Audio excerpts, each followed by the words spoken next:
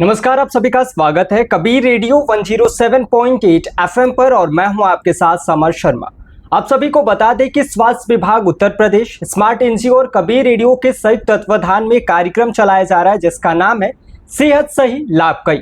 और इसी कार्यक्रम के तहत आज हमारे साथ बातचीत करने के लिए डॉक्टर वरुणेश दुबे सर हैं, अधीक्षक सामुदायिक स्वास्थ्य केंद्र खलीलाबाद। और ऐसे में आज हम सर से बात करने वाले हैं हीट वेव को लेकर। इसलिए आज हम बात करने वाले हैं क्योंकि बहुत सारे ऐसे लोग हैं जो इसके लक्षण पूरी तरह से समझ नहीं पाते हैं और जो उनके लिए थोड़ा खतरनाक भी साबित हो सकता है। लेकिन उससे पहले सर, आपका बहुत बहुत स्वागत है कबीर रेडियो पर। धन्यवाद। सर, सबसे पहले तो हम आपसे जानना चाहेंगे कि हीट वेव के दौरान शरीर में क्या क्या बदलाव आते हैं और किन स्थिति में थोड़ा खतरनाक साबित हो सकते हैं। देखिए, हीट वेव में तो सबसे पहले जो है बढ़ती गर्मी और अभी जो तपती धूप है जी जी। इस कारण से शरीर का द्रव्य जो है पसीने के रूप में वाटर और सोडियम का लॉस होने लगता है। अत्यधिक लॉस होने की वजह से शरीर जो है हमारा ऑप्टिमम टेम्परेचर जो होता है वो नहीं मेंटेन कर पाता है और हाइपरथर्मिया में चला जाता है। उसमें बुखार जैसे लक्षण आते हैं।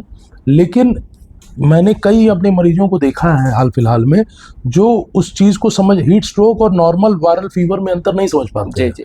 कुछ लोगों ने मुझे बताया कि हमारे पिताजी को या माताजी को बहुत तेज बुखार था जी। और हमने दवा भी दी और हमने कंबल भी रखा लेकिन कपकपी नहीं खत्म हो रही है। तो इसलिए मैं बताना चाहूँगा, जब इस तरह का तेज बुखार का लक्षण आए, शरीर में कपकपी हो, तो इस बात का अवश्य ध्यान दें कि शरीर का तापमान कैसा है। हीट स्ट्रोक में शरीर का तापमान बहुत ही अत्यधिक बढ़ जाता है और स्किन पूरी तरह से ड्राई, सूखी हो जाती है, बिल्कुल नम नहीं रह जाती है। यदि ऐसा हो तो कंबल वगैरह का प्रयोग बिल्कुल नहीं करना है। तुरंत बर्फ़ हो तो बर्फ़ को किसी कपड़े में रख के शरीर में उसका एक तरह से मसाज कर दें या वो शरीर में हर तरफ लगा दें, और कुछ नहीं हो तो तुरंत उनको नहला दें। सबसे पहला प्राथमिक उपचार ये करें। थोड़ा सा स्टेबल होने के बाद तुरंत नज़दीकी प्राथमिक स्वास्थ्य केंद्र, सामुदायिक स्वास्थ्य केंद्र या जिला अस्पताल में उनको इलाज हेतु भर्ती करवाएं। जी। सर, इस दौरान जो बच्चे हैं, बुजुर्ग हैं, इन पे थोड़ा सा इसका असर ज़्यादा होता है, तो हीट वेव से कैसे बचा जा सकता है? स्पेशली जो बच्चे हैं और बुजुर्ग हैं, इनके लिए कोई विशेष सावधानियां? सबसे सिंपल चीज़ हम ये कर सकते हैं कि फुल आस्तीन के कपड़े पहने।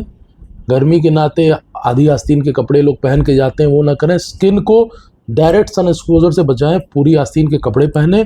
कहीं अगर बाहर खड़ा होना मजबूरी हो तो भी पेड़ या किसी चीज़ की छांव में खड़े हों और पानी पीते रहें। अपने आप को रिहाइड्रेट रखना सबसे ज़्यादा ज़रूरी है।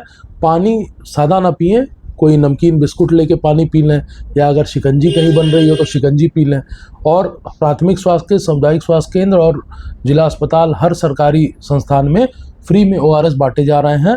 आप वहाँ से ORS ले करके उसका घोल बना के एक बॉटल लेके कैरी कर सकते हैं। सर, बहुत लोग नहीं समझ पाते हैं कि हीट स्ट्रोक और डिहाइड्रेशन में अंतर क्या है और इन दोनों में बचाव के लिए प्राथमिक स्तर पर क्या कदम? देखिए, डिहाइड्रेशन उसका एक इनिशियल स्टेज है। जी। जब हमारे गर्मी की वजह से हमारा तापमान बढ़ता है तो हमारा शरीर उसको ठंडा करने के लिए पसीने के माध्यम से अपने शरीर को कूल डाउन करता है। लेकिन जब पसीना बहुत ज़्यादा निकलेगा तो हमारे शरीर को पानी की आवश्यकता पड़ेगी, द्रव की आवश्यकता पड़ेगी।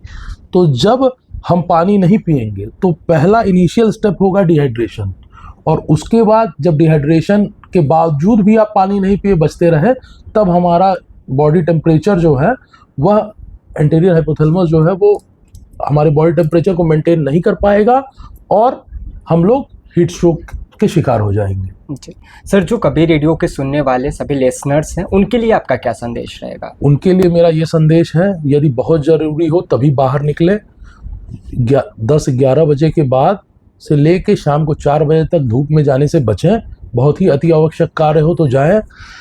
पूरे आस्तीन के बाह की शर्ट पहने, हेलमेट लगाएं और उसके बाद अगर हो सके तो समय समय पे ORS या फिर पानी का सेवन करते रहें। अपने बॉडी में पानी की कमी ना होने दें।